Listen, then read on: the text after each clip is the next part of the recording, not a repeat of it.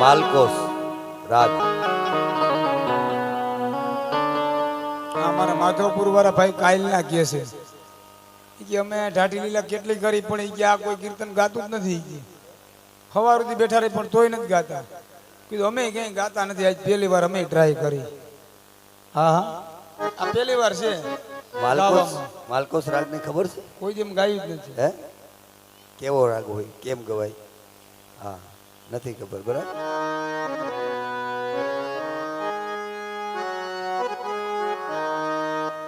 આધા હે ચંદ્રમા રાત આધે આવી ગયું આટલું આ યાદ રહે ઓરિજિનલ નથી યાદ રહેતું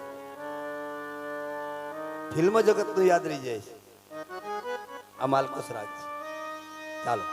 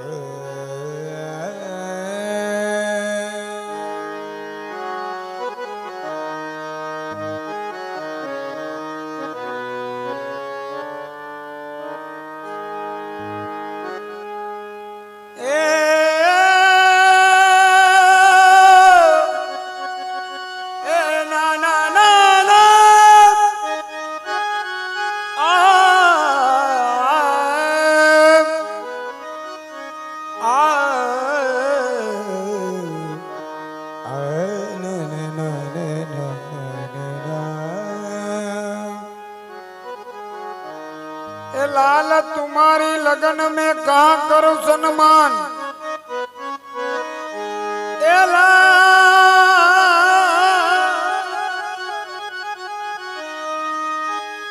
लाल तुम्हारी लगन में कहा करूं सम्मान एक हतोई दे चुकी एक हतोई दे चुकी वाला नार युग प्राण अरे हो नार युग प्राण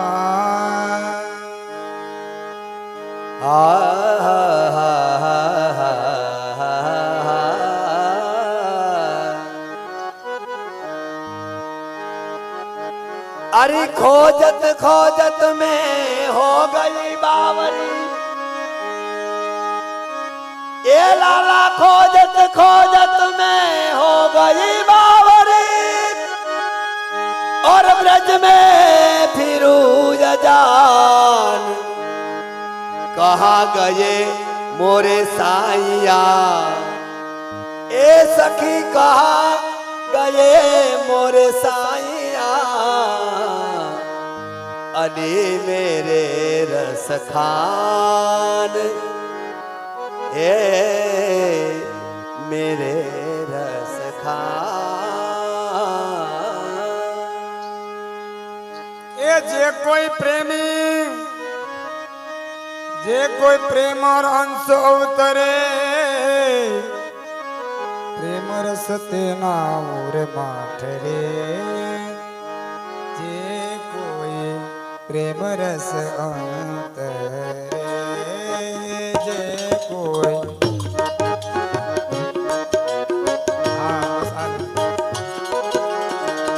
जे कोई प्रेम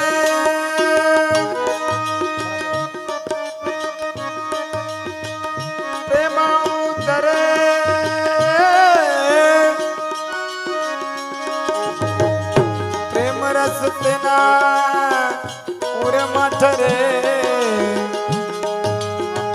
जे कोई प्रेम जे कोई प्रेम हाँ जे कोई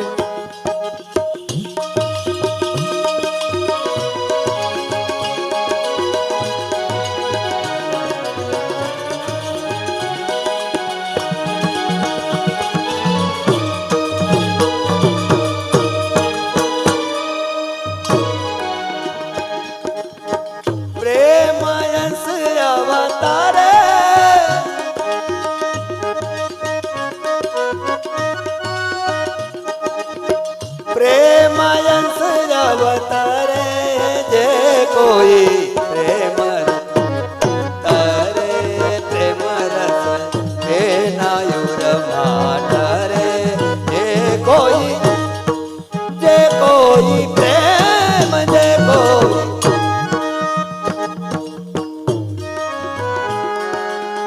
સિંહણ કેરો દુઆત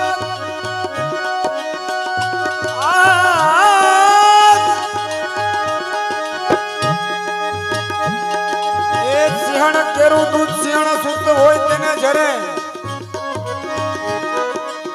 કનક પાત્ર પાખે સહુ ધાતુ અને ફોડીને નિસરે ઈ ફોડીને નિસરી જાય સિંહણ સુત કેરું દૂધ સિંહ ને જરે ભાઈ નકર ધાતુ ગમે એવું લ્યો ને એને ફોડી નીકળી જાય એ જે કોઈ પ્રેમ રસ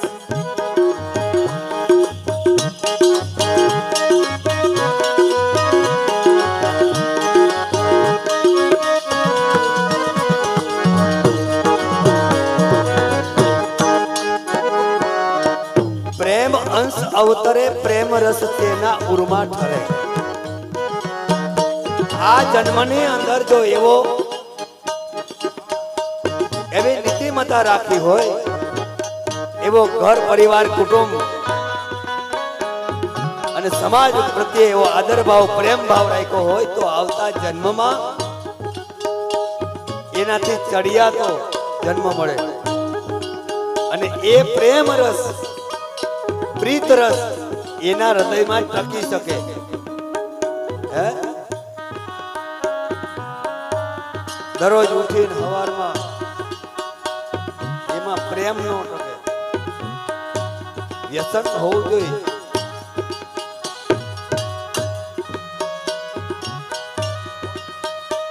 હે એનો દાખલો આપ્યો દયા પ્રીતમ દયારામભાઈ સિંહણ કેરું દૂધ સિંહણ સૂતને જરે કે સિંહનું બચ્ચું હોય એ સિંહણનું દૂધ તો સિંહણનું બચ્ચું જ પચાવી શકે બાકી તો કોઈ પ્રાણી એવું નથી કે સિંહણના દૂધને પચાવી શકે એટલી તાકાત છે આમાં તમે તો જોયું હોય કદાચ કે પથ્થર ઉપર જો એ દૂધનું ટીપું પડી જાય તો પતાસું થઈ જાય હે કનક પાત્ર પાખે સહુ ધાતુ કનક માને સોનું ઈ દૂધ એક તો સોનામાં રહી શકે બાકી ગમે તે વાસણમાં ગમે સ્ટીલ એલ્યુમિનિયમ મૂકો ફાડી નાખે આટલું તાકાત વાળું છે તો આ પ્રેમ રસ એટલો તાકાત વાળો છે પણ પ્રેમ અંશ જો હોય આપણામાં હૃદયમાં તો જ ઈ આ પ્રીત રસ ટકી શકે કહેવાનો હેતુ આવો છે ચાલો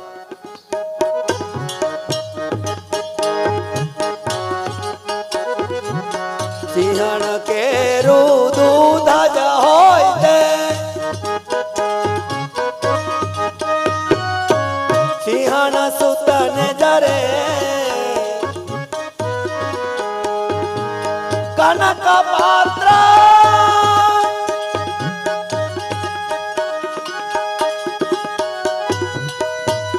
કનક પાત્ર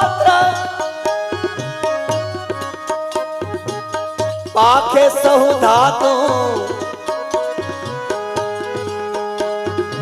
ઓડીને નિસરે પ્રેમ રસ તે નાયુરમાં હરે પ્રેમ યસ અવતારે હો પ્રેમ યસ અવતારે પ્રેમ રસ તે નાયુરમાં હરે ઉરમાં હરે ઉરમાં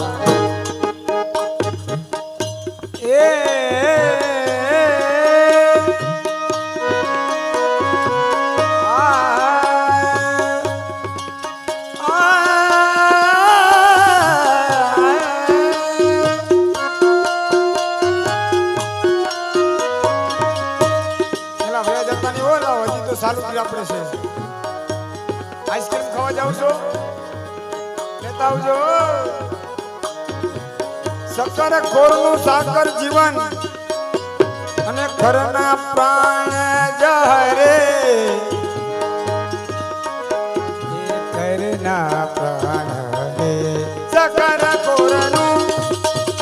ખોરનું સગન ખોરનું સગન એ ચારા સિંધવા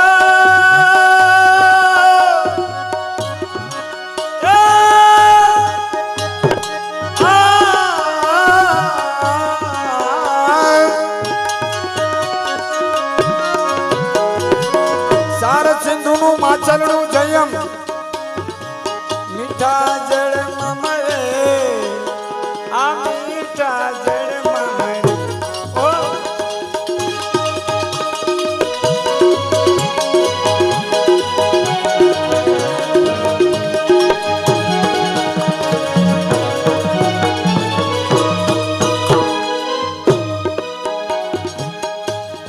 શક્કર ખોરનું સાકર જીવન ઘરના પ્રાણ હરે પ્રાણ હરે પ્રાણ હરે પ્રાણ. શક્કરખોર નામનું એક પક્ષી થાય, શક્કરખોર, પણ એ ક્યાં થાય? સમુદ્રની મધ્યમાં જ્યાં બેટ હોય, બેટ એમાં થાય એ ત્યાં એનો નિવાસ હોય અને એનું જીવન શેની માથે? સાકર ઉપર. સાકર ખાઈને જીવે. ભગવાન દરિયાની મધ્યમાં સાકર એને પૂરી પાડે. એને વિશ્વાસ છે કે પ્રભુ મને અહીંયા મારો આહાર આપશે અને સાકર પ્રભુ એને ત્યાં પૂરી પાડે છે. આપણને વિશ્વાસ નથી એટલે કેટલેના ઊંધા સત્તા કરીને હાથ હાથ પેઢીનું ભેગું કરીશ.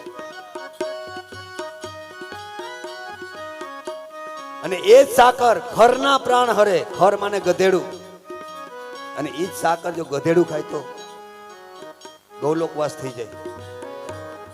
ચાર સિંધુનું માછલડું. ચાર માને દરિયો, ખારું પાણી.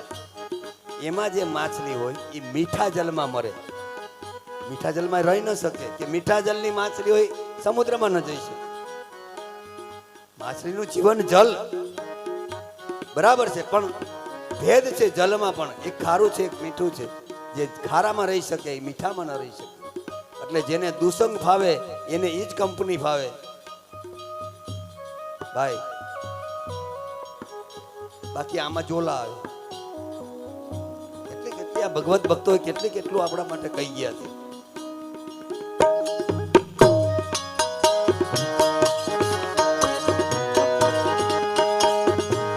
ચાર સિંધોનો માછલડું જેમ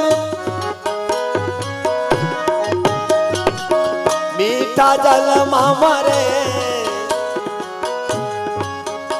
આ મીઠા જલમાં મરે. પ્રેમ રસ તેના યુરમાં ઠરે.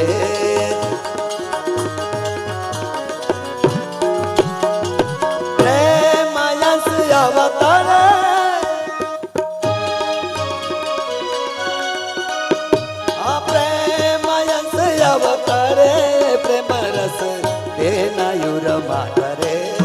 જે કોઈ પ્રેમ, જે કોઈ પ્રેમ, જે કોઈ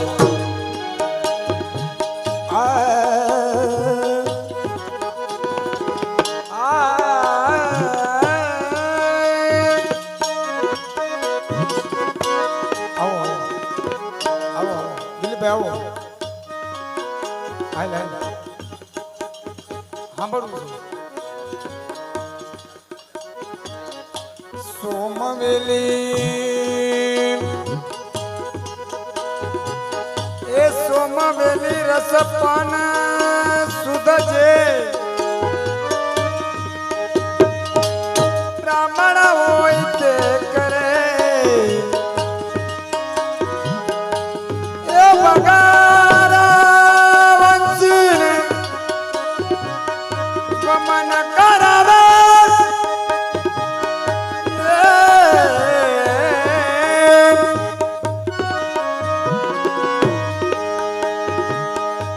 વંશીને વમન કરાવે.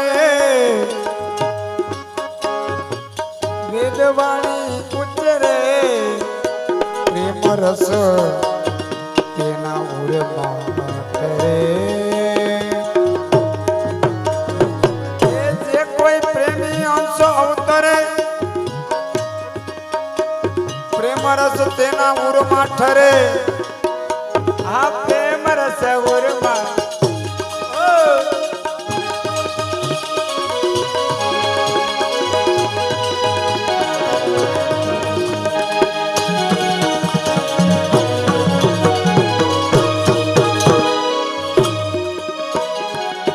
સોમવેલી રસ પાન જે સુધ બ્રાહ્મણ હોય તે કરે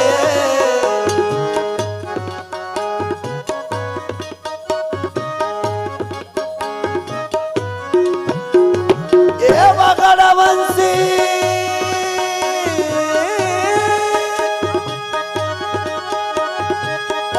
વંશી ને વામન કરાવે વેદવાણી ઉચરે જે કોઈ પ્રેમ અવતારે પ્રેમ યસ અવતારે પ્રેમ યસ અવતારે પ્રેમ રસ તેના યુર માતરે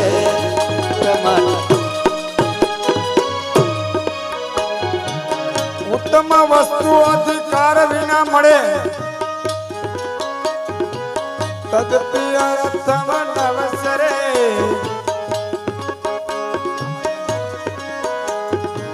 એ મત્સ્ય ભોગી બગલો હે મુક્તા ફલે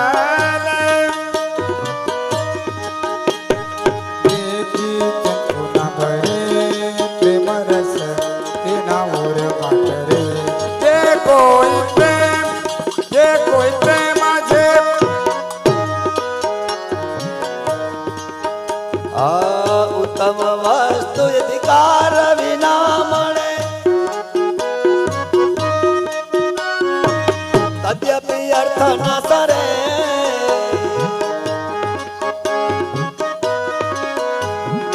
એ મત્સ્ય ભોગી બદલો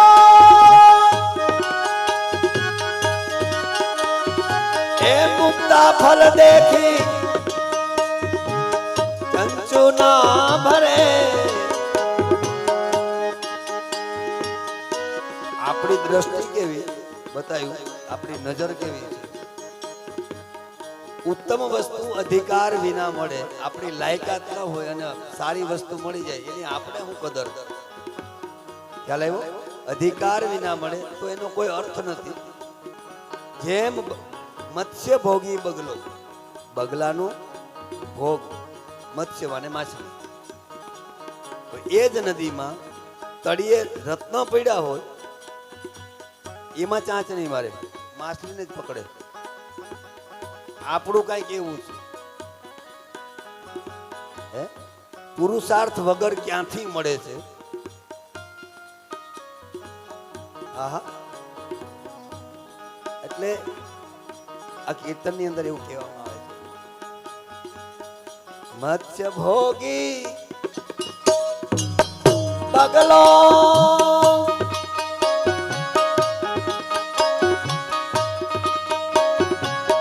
કોઈ ભજનમાં સરસ આવે ભજન જો સાંભળતા હોય આપણે ભજન હંસલો ને બગલો રૂપે રંગે એક છે એ તો આહાર થકી ઓળખાય આવે ને આહાર હંસનો આહાર મોતી છે એ મોતી જ લે એ માછલી ના પકડે બગલો ચા પાકી આહા ઈ વૈતું આપણી વાહે દ્વાપરમાં માખણ દ્વાપર યુગમાં માખણ ત્રેતા યુગમાં ઘી કલયુગમાં ચા ફૂક ફૂક કર પી આહા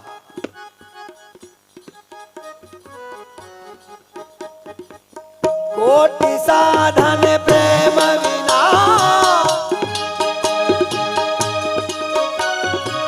પુરુષોત્તમ પૂઠ ન ફરે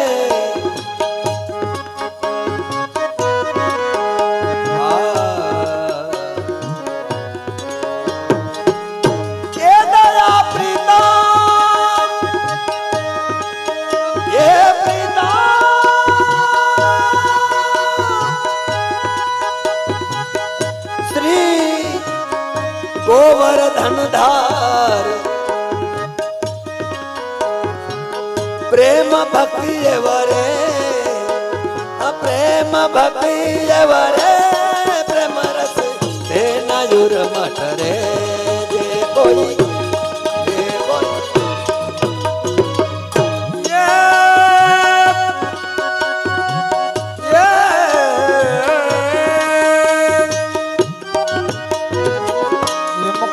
સાધન પ્રેમ વિના એ પુરુષોત્તમ કૂઠ ન ફરે એ દયા પિતામાં એ શ્રી ગોવર્ધન ધરા એ પ્રેમ ભક્તિ એ વરે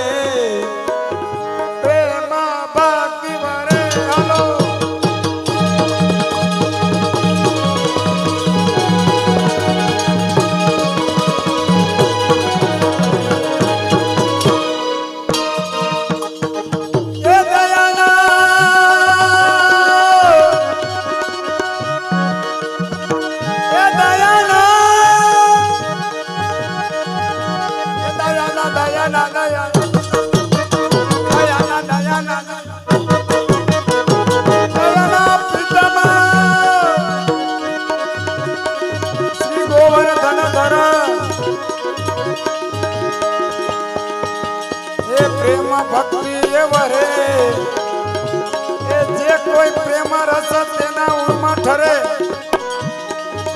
જે કોઈ પ્રેમ અંશ વતરે આજે કોઈ હલો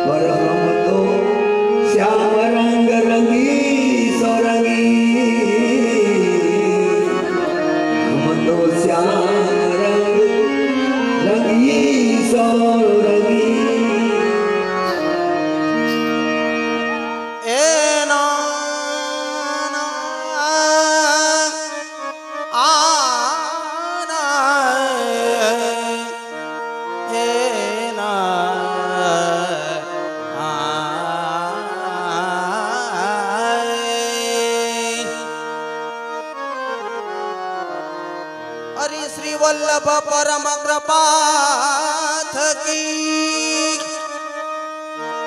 श्री वल्लभ परम कृपाथ की ई महिलो મનુષ્ય અવતાર હરિ પ્રેમ થકી પ્રભુ ના ભજા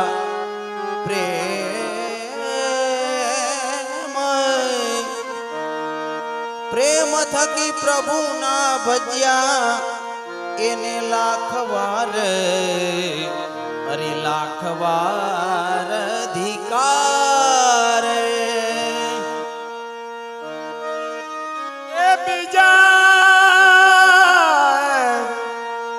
એ બીજા ગમે એમ બોલે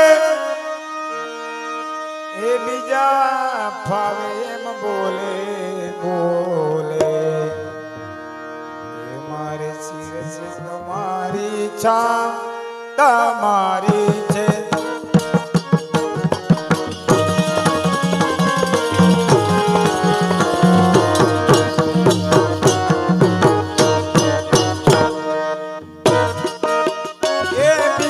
ગમે એમ બોલે એ બીજા ગમે એમ બોલે ભલે ને બોલે એ બીજા ભાવે એમ બોલે મારે શિર છે તમારી ઈચ્છા તમારી છાપ તમારી છાપ એ બીજા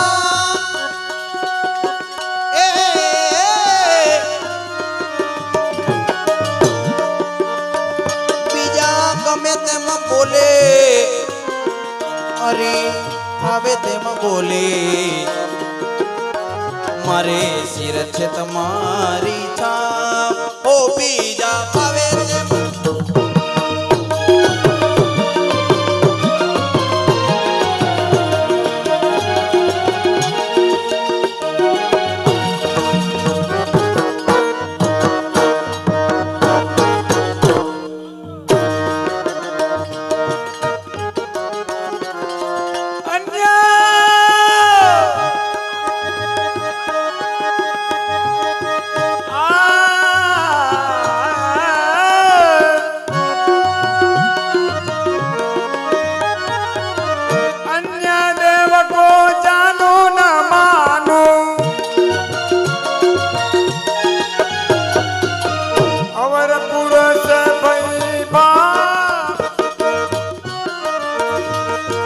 અવર પુરુષ ભાઈ બાપ બીજા ગમે એમ બોલે એ મારી શિર છે તમારી ઈચ્છા તમારી છાપ તમારી છાપ તમારી अन्य देव को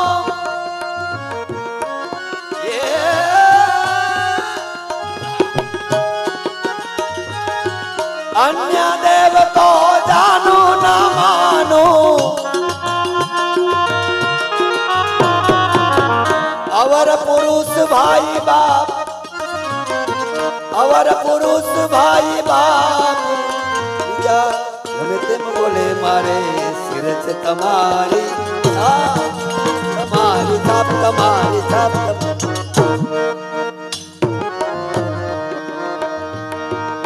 अन्य देव को जानो न मानो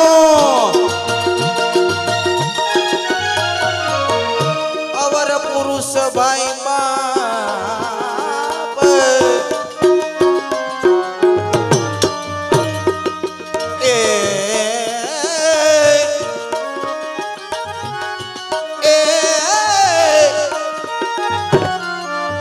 अवर पुरुष भाई बाप બીજા ફાવે તેમ બોલે એ બીજા ગમે તેમ બોલે મારે શિર છે તમારી છાપ તમારી છાપ એક કહો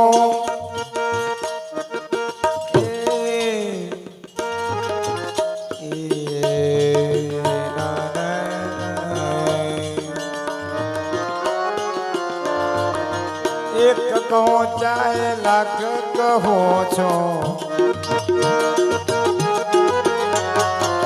કોઈ ન છોડો આ એ હરિદાસ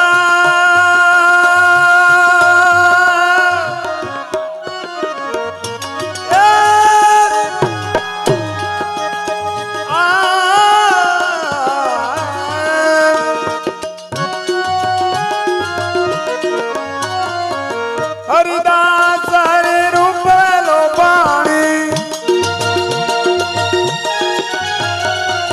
જપુ તિહારો જાપ હું એ જપુ તિહારો જાપ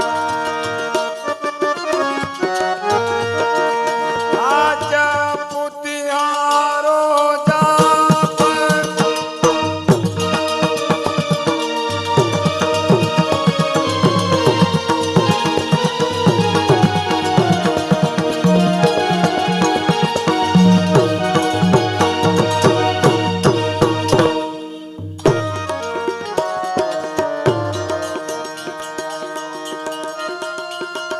अन्य देव को जानो न मानो હે આમાં હરિદાસ જીનું આ પદ છે આમાં અનન્યતા બતાવી છે અન્ય દેવ કો જાનું ન માનું હે આવી દ્રઢતા હોવી જોઈએ આપણા ગુરુમાં આપણા પ્રભુમાં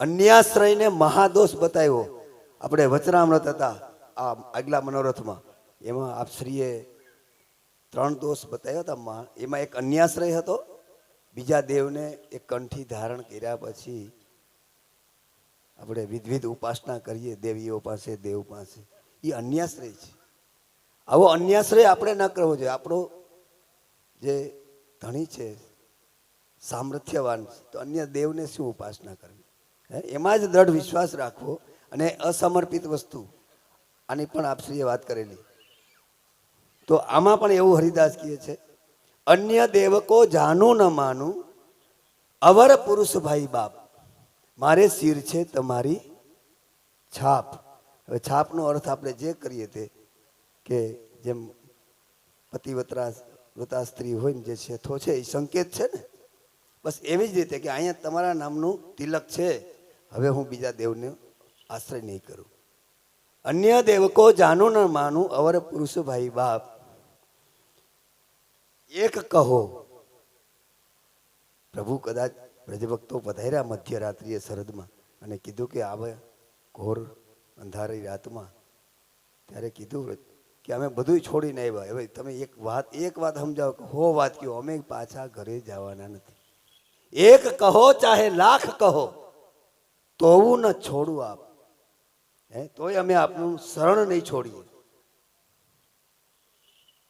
એવી કઈક ભાવના છે આ કીર્તનની અંદર ચાલો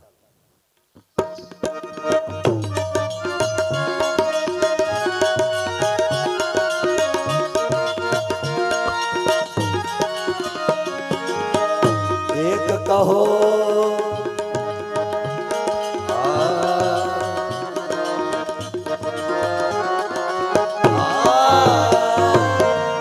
એક કહો ચાહે લાખ કહો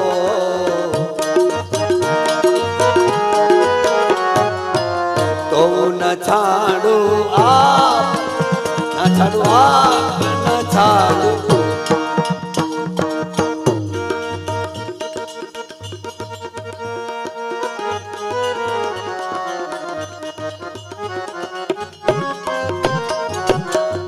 એ હરિદાસ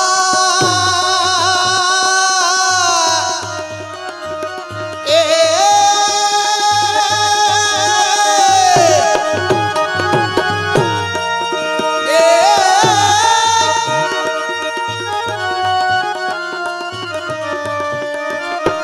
હરિદાસ હરિ રૂપેલો વાણી હરિ હું જપું તુમારું નામ હરિ જપું તુમારું નામ હરિ જપું તુમારું નામ બીજા ફાવે તેમાં બોલે હાલો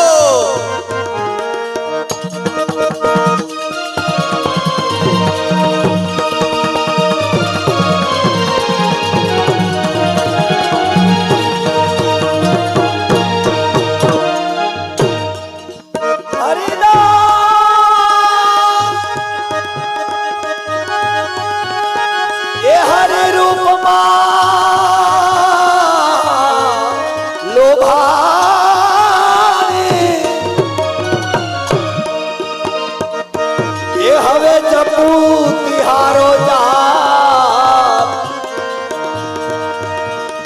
જપુ તિહારો જામ જપ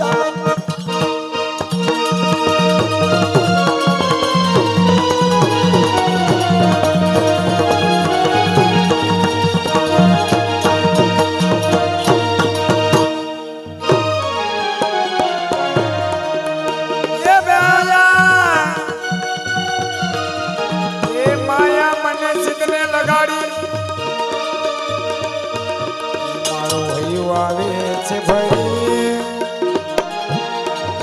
પ્રથમ પેલા એ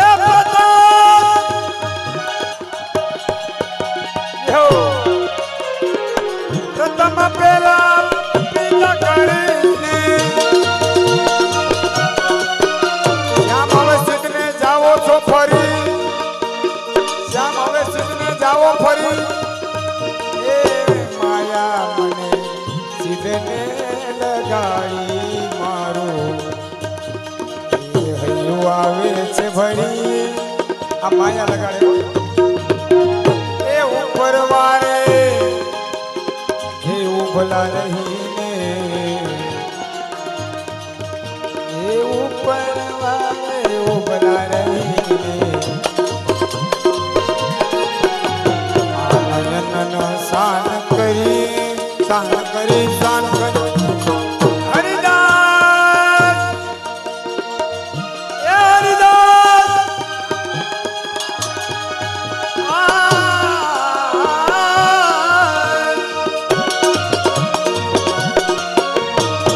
હરિદાસ હરિ રૂપેલો પાણી મને રાખો પોતાનો કરી મને રાખો રાખો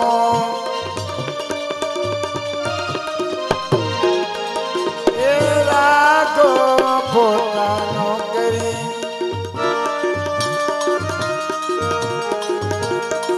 એ માયા મને સિદ્ધને લગાડી એ મારો હૈયો આવે છે મરી આવે છે મરી આવે છે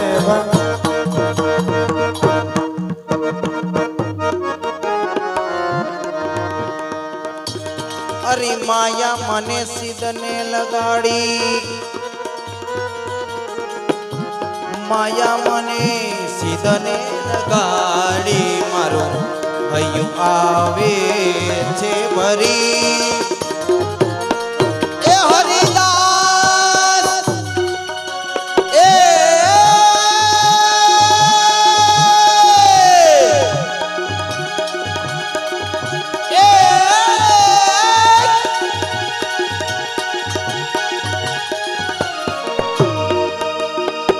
હરિદાસ હરિ રૂપેલો વાણી હરિ મને રાખો પોતાની કરી મને રાખો પોતાની કરી મને રાખો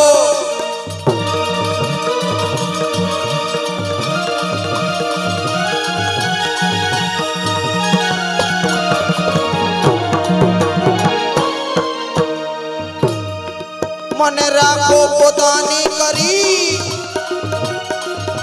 અરે માયા મને સિદ્ધને લગાડી મારો હૈયું આવે છે ભરી ભરી ભરી બોલજી માધવરાય પ્યાર કી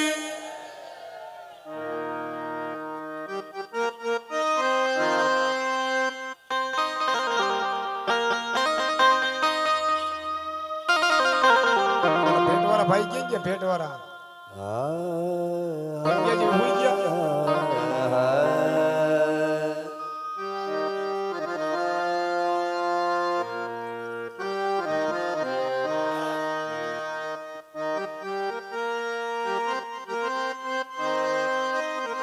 એ સખી પૂછી જો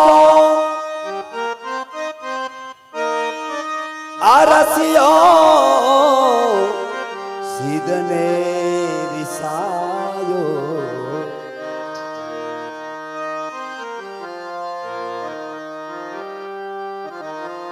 આજે છે અત્યાર સુધી આપણે બધાને સમજાય એવું કંઈક હતું, પણ હવે થોડુંક ભગવત ભક્તોએ જે અનુભવ કર્યો છે પ્રભુની લીલાનો, એને અનુસંધાને આપણે થોડું ગાય. હા, ચાલ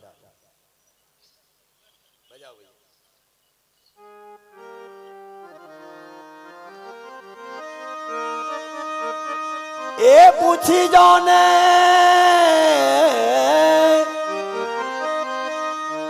આ રસિયો સીધને રિસાયો.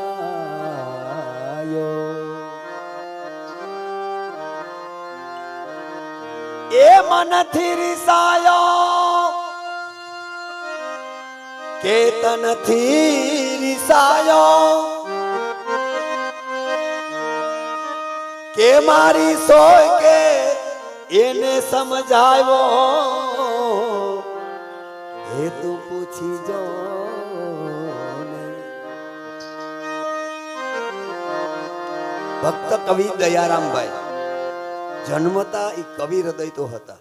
આપણા અષ્ટસખાઓએ પણ જન્મતા વેદ પુષ્ટિ માર્ગમાં નથી આવ્યા. એ જન્મતા વેદ કવિ હૃદય તો હતા. બાહ્ય કાવ્ય રચના બહુ કરેલી. શરણે આવ્યા પેલા પરમાનંદાજીએ મોટા ભાગે વિરહના પદ ગાયા. શરણે મહાપ્રભુજીના શરણે આવ્યા પેલા. અને સુરદાસજીએ જીવ શિક્ષા બહુ ગાઈ છે. અને જ્યારથી મહાપ્રભુજીએ કીધું, આજ્ઞા કરી સુરદાસજીને કે કછું ભગવત લીલા સુનાવો, તો સુરદાસજીએ કીધું કે મેં ભગવત લીલા મેં કછું સમજો તો નહીં.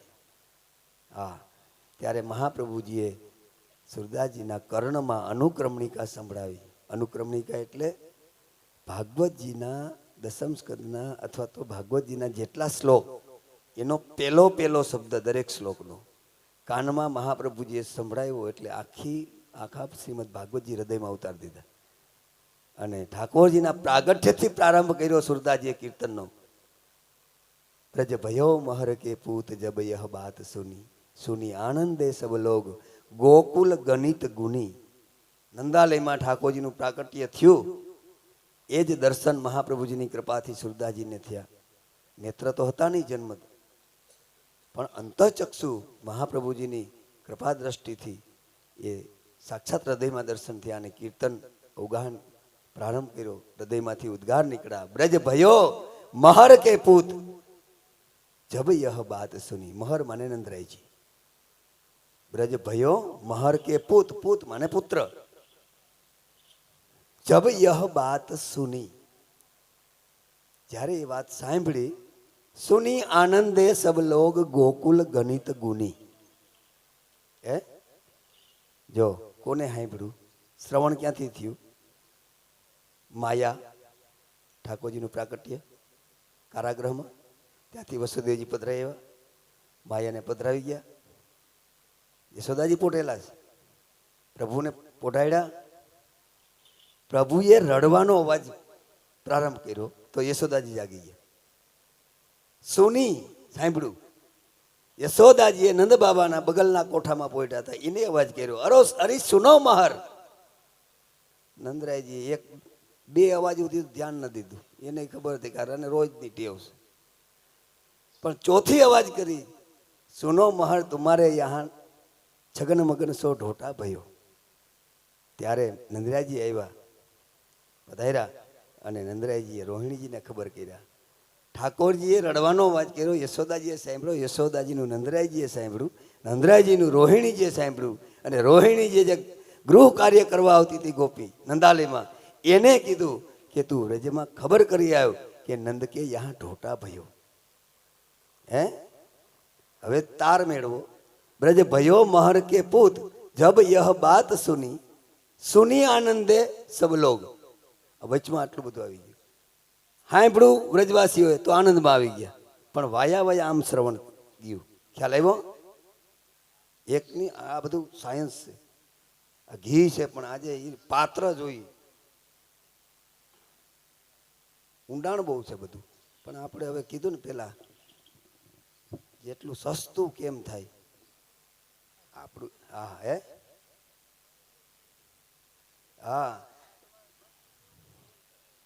એટલે કહેવાનો મતલબ કે ભગવત ભક્તોની વાણીમાં ગૂઢ એટલું બધું ભરેલું હોય. એ તો જ્યારે વલ્લભકુલ કંઈક કૃપા કરીને ખોલે ત્યારે એના જો સાનિધ્યમાં આપણે રહી તો કંઈક આ બધું શ્રવણ કરવા મળે અને સમજવામાં આવે. એ સમજાવે ત્યારે સમજાય. ખ્યાલ આવ્યો? તો સખી પૂછી જો રસિયો સિદ્ધને રિસાયો. આ દયારામભાઈ પણ કવિ હતા. પછી નાથદ દ્વારા તિલકાયત એટલે કે પ્રધાન પીઠ કહેવાય એને. અને એમાં વલ્લભલાલજી કરીને બાલક થયા તિલકાયત. એમના સેવક દયારામભાઈ છે. આવું દયારામભાઈ ડભોઈથી પુસ્તક પ્રગટ થયેલું છે, એમાં આ ઉલ્લેખ છે. અને લગભગ 74 વર્ષ આસપાસ કૃપા હતી વલ્લભકુલની. બહુ ભગવત લીલાના કીર્તન ધોળપદ આદિ ગાયા, પણ 74 વર્ષની ઉપરે વલ્લભકુલની કૃપાથી સાક્ષાત શ્રીજી બાના એને દર્શન થયા છે. આ ભક્ત કવિ, આ એની રચનાઓ છે. અને ગુજરાતી કવિ હતા ડભોઈ, આજનું ખ્યાલ છે ને? હા, ત્યાં ડભોઈના મામાનું ગામ છે, બાજુમાં ચાણોદ ગામ છે, ત્યાં એનો જન્મ થયેલો. પણ આજીવન એ મામાને ત્યાં રહ્યા એટલે ડભોઈ છાપ આવી ગઈ. ખ્યાલ આવ્યો? આપણે લઈએ.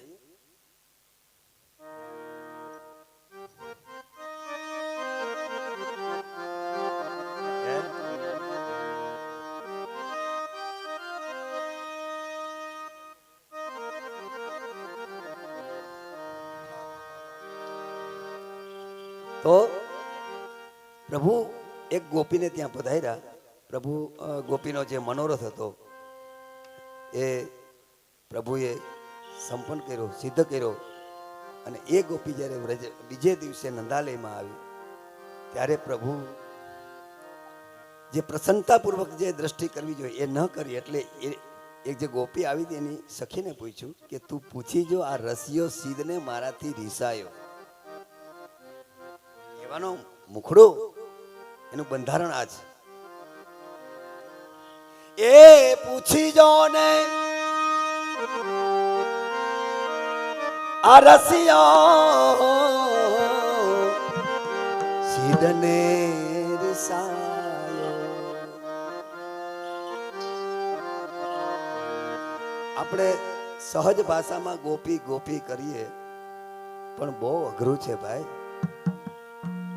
ઉદ્ધવજી જેવા મહાજ્ઞાની બૃહસ્પતિના શિષ્ય, બૃહસ્પતિ પાસે ભણવા જતા સ્વર્ગમાં જ્ઞાનની શક્તિએ સ્વર્ગમાં બૃહસ્પતિજી પાસે ભણતા. અને જ્યારે ભગવાને મથુરા ગમન પછી જે ઉદ્ધવ લીલા વ્રજમાં મોકલા અને જે ગોપીઓ સાથે સંવાદ થયો છે, 6 મહિના રોકાણા છે, આવો ઉલ્લેખ છે. હા, વ્રજમાં આવ્યા તા જ્ઞાનનો ઉપદેશ દેવા. રોકાઈ તો ગયા બરાબર 6 મહિના.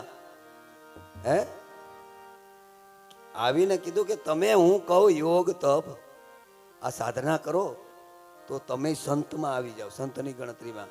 હે જાઓગે મહંત, તુમ ભી હે જાઓગે મહંત. પણ થયું ઉલટું. મહંત જ્ઞાની અવતાર ઉદ્ધવજી, ઉપદેશ દેવા, જ્ઞાનનો અખૂટ ભંડાર. પણ એ ગર્વ બધો ગોપીના સંવાદ સાથે કર્યો, એમાં ઉતરી ગયો ગર્વ જ્ઞાનનો. અને વ્રજ ભક્તોની ચરણ રજમાં લોટવા માંડ્યા. ऐसो प्रेम हमने कहूं नहीं देख्यो.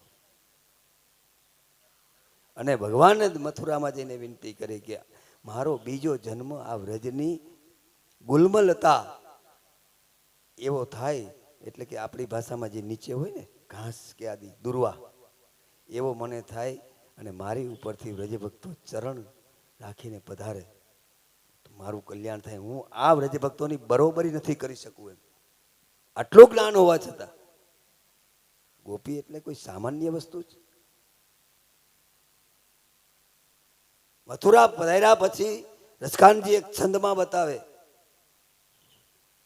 કે પ્રભુ એમના હૃદયમાં બિરાજે છે, એ ભક્ત ધારક સ્વરૂપ છે, પણ સ્વયં પધારી અને માખણ આરોગે, દૂધ આરોગે, વિધવિધ લાડ લડાવે, એ સ્વરૂપ જ્યારે યાદ આવી, વિરહ થયો, તો વિરહાનલ લગી તન में વિરહા અનલ, અનલ માને અગ્નિ,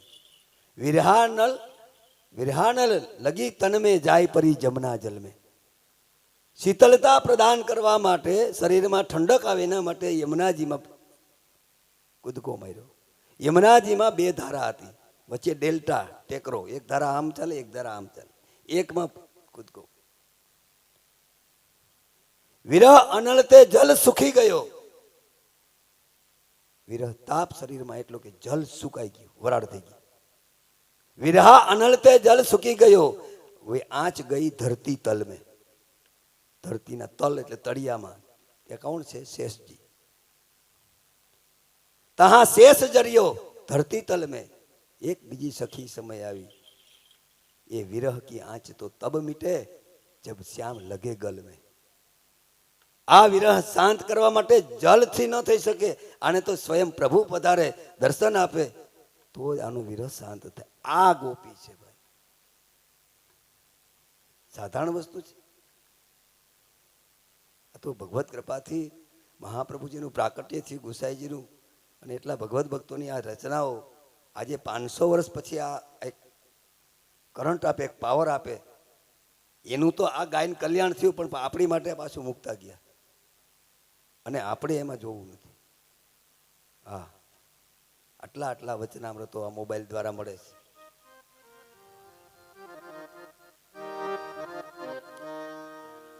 રસખાનજી આપણે હિન્દુ ને સનાતન, પણ રસખાનજી છે એક મુસ્લિમ હતા, મુસ્લિમ ભક્ત છે.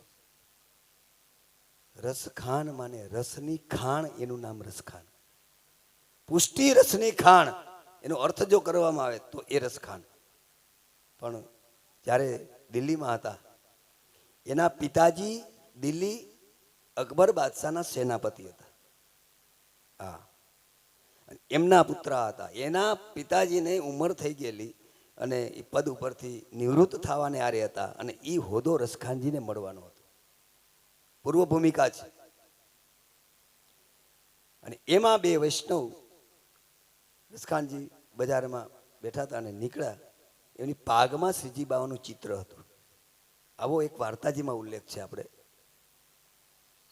અને એ જોઈ રસખાનજીને એક વાણિયાના છોકરામાં પ્રેમ બહુ હતો, બહુ સુંદર હતો આમ દેખાવમાં, સમજ્યા? એટલે એને વારે વારે રમાડતા. એમાં જ્યારે આ ચિત્ર જોયું પાગમાં, તો મોહિત થઈ ગયા. આ પૂર્વની કમાઈ. આપણે પેલા વાત થઈ ને કે પૂર્વમાં કમણા હોય તો બીજા જન્મમાં તરત મન ખેંચાઈ જાય. અને ચિત્ત ખેંચી લીધું રસખાનજીનું, અને પૂછ્યું આ ક્યાં મળે આજે છે? તો કે આ વ્રજના ઠાકુર છે, વ્રજમાં મળે. અને આવ્યા. જે હોદો મળવાનો હતો એની ઠોકર મારી દીધી.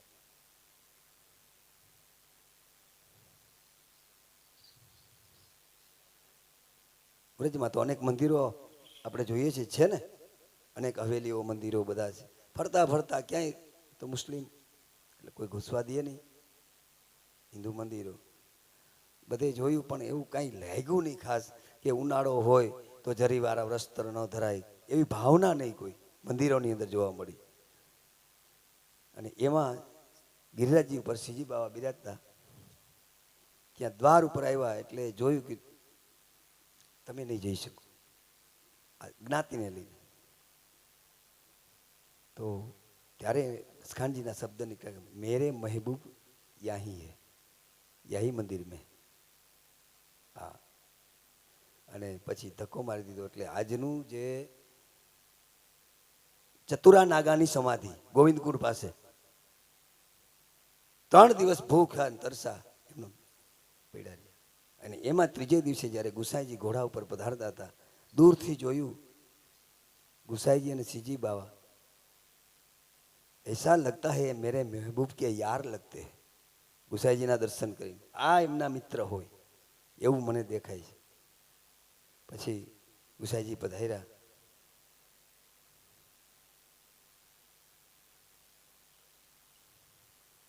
શ્રીજી બાવાના રસખાનજીને શરણે આવ્યા પેલા દર્શન થઈ ગયા. નામ આપ્યું છે, બ્રહ્મ સંબંધનો ઉલ્લેખ નથી મળતો, ખાલી નામ આપ્યું છે ગુસાઈજીએ.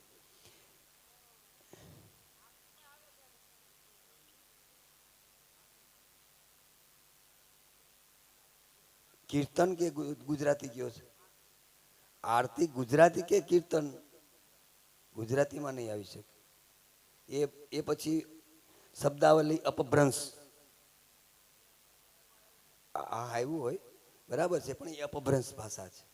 મતલબમાં રસખાનજી એ છંદની જ રચના કરી છે, કીર્તનની રચના નથી મળી આજ સુધી. અને રસખાનજીની સમાધિમાં તમામ એના જીવનનું સાહિત્ય બિરાજે છે. જાય ને રમણ રેતી એ પેલા આવે છે. હા, લાઇબ્રેરી છે બહુ મોટી. આમાં ખોલી નાખ્યું બધું. તો શ્રીજી બાવાએ શરણે આવ્યા પેલા દર્શન દીધા અને શ્રીજી બાવાને રસખાનજી પકડવા દોડ્યા અને પ્રભુ ભાગ્યા ગોકુળ તરફ અને ગુસાઈજીની ગોદીમાં જઈને બિરાજ્યા. તમારો વો રસખાન મને પકડવા આવે છે. એટલે કહેવાનો હેતુ, જો ભાઈ પેલી જ વાત થઈ, હવે ઘી હાલ જશે. હા, હવે સસ્તું નહીં ચાલે. તો કહેવાનો હેતુ, રસખાનજી એ પછી ગુસાઈજીએ નામ આપ્યું છે, બ્રહ્મ સંબંધ આપણી જેમ નથી આપેલું. અને એને છંદની રચના કરી. 3 છંદ આવે. સવૈયા છંદ એ રસખાનજીની રચના, છપ્પે છંદ એ સુરદાસજીની રચના, અને નંદદાસજીના રોલા છંદ, નંદદાસજીના રોલા છંદ. આમાં ત્રણેયમાં ટોચ છે આ કવિઓ. એ છંદ છે બધા. કેવા છંદ? શેષ મહેશ ગણેશ દિનેશ સુરેશ જાહુ નિરંતર ધ્યાવે, ચાહી અનાદિ અનંત અખંડ અછેદ અભેદ સુવેદ બતાવે, નારદ સે સુખ વ્યાસ રટે પછી હારે તો પાર ન પાવે, તાહી અહીર કી છોહરિયા છછિયા પર છાછ પે નાચ નચાવે.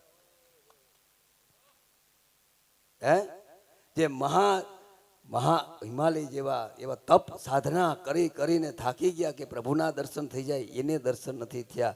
એ જગ્યાએ વ્રજની અંદર વ્રજ ભક્તો છછિયા પર છાછ પે ઠાકોરજીને નચાવ્યા છે.